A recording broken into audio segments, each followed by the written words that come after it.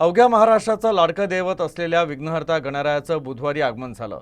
सलग 10 दिवस बाप्पा घरोघरी आणि सार्वजनिक मंडळाच्या मंडपांमध्ये विराजमान होणार असून गणरायाचं विधिवत मूर्तीपूजन करून प्रतिष्ठापना करण्यासाठी भाविकांचा मोठा उत्साह दिसून आला।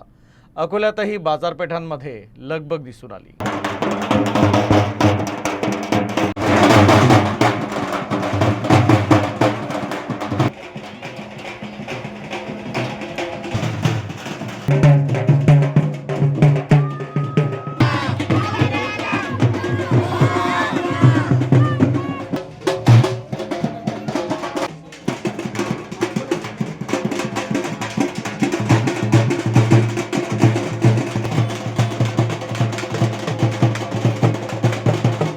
खरोखर सर इथं व्यवस्था फार जबरदस्त आहे।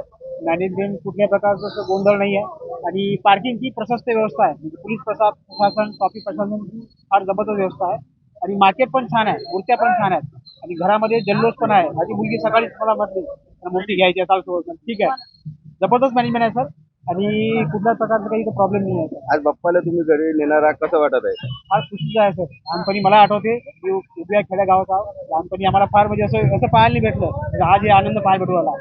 जबरदस्त मॅनेजमेंट आहे, खुशी आहे। माझ्याप्रमाणे बरेचसे परिवार इथं आलेले आहेत, त्यांना पण म्हणजे चांगल्या मूर्त्या भेटू लागल्या, काही प्रॉब्लेम नाही आहे। दरवर्षीप्रमाणे एक जल्लोष वातावरण असतो, तो जल्लोष वातावरण आजही आहे